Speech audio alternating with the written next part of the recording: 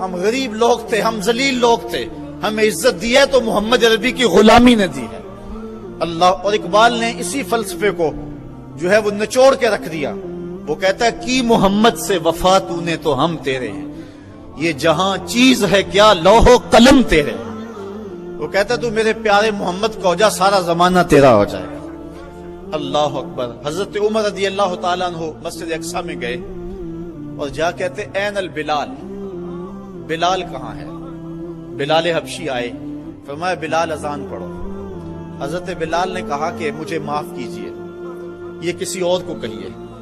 تو لوگوں نے کہا بلال اللہ کا خوف کرو، امیر المومنین کی بات مانو۔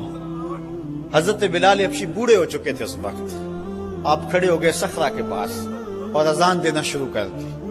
میں نے روایت میں پڑھا کہ لہجہ دہلتا ہے کہ جب حضرت بلال کی آواز بلند ہوئی نا اذان میں، تو عمر کی آواز چیخوں میں اس سے بھی بلند ہو گئی اور حضرت عمر رو پڑے۔ حضرت عمر روئے تو سارے صحابہ رو رہے، پوری مسجد اقصیٰ صحابہ کی چیخوں سے گونج رہی ہے۔ ادھر بلال اذان دے رہے ہیں اور ادھر صحابہ رو رہے ہیں۔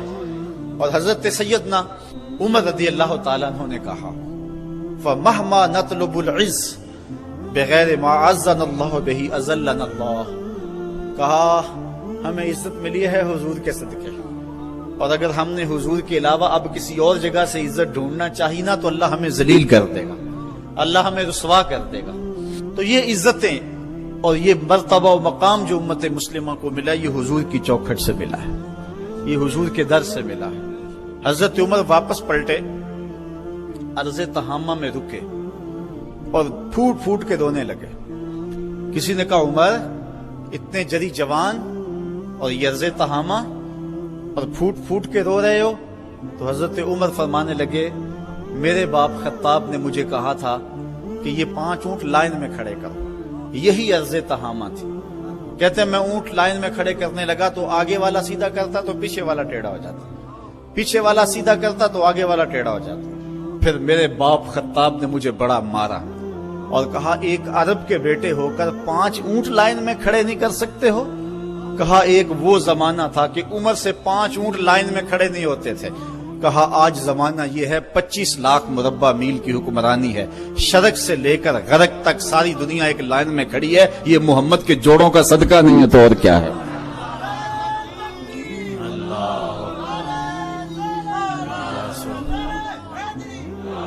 کی محمد سے وفا تو نے تو ہم تیرے، یہ جہاں چیز ہے کیا لوح و قلم تیرے۔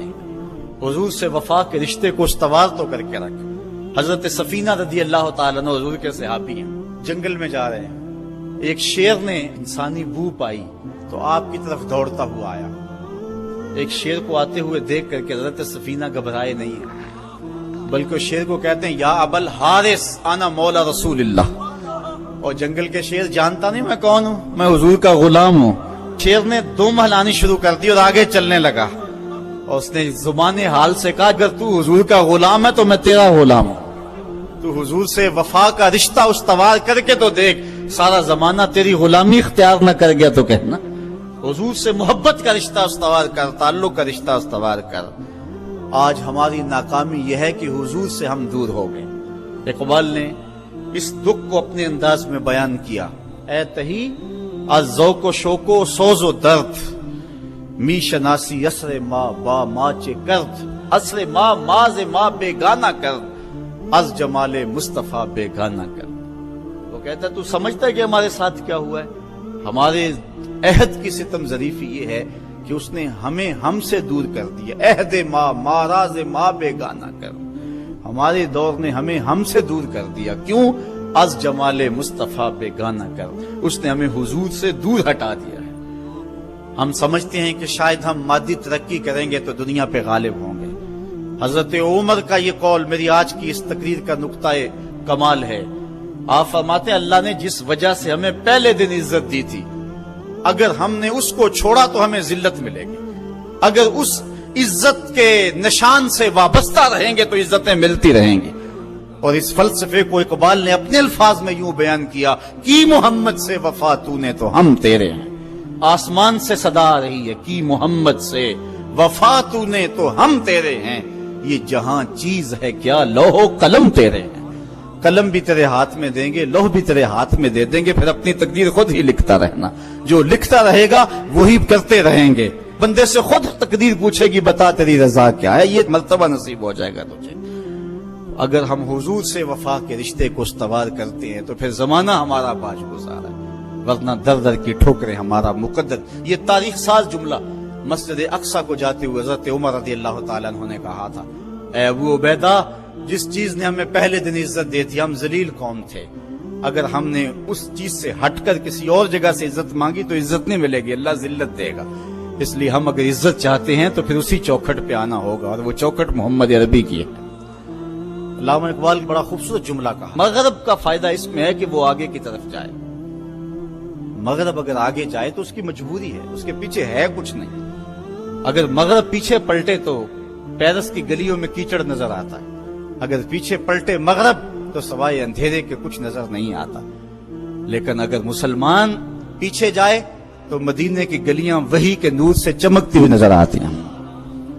پیرس میں تو اندھیرا ہے لیکن ہمیں بغداد عروس البلاد نظر آتا ہے، جب شارلیمان اس کے لارڈز ابھی دستخط کرنے کی مشق سے گزر رہے تھے، ابن حزم کے قلم سے 1000 کتابیں نکل چکی تھی، جب یورپ ابھی سواد آشنا بھی نہیں تھا، ہمارے منجم ستاروں پہ کمندیں ڈال چکے تھے۔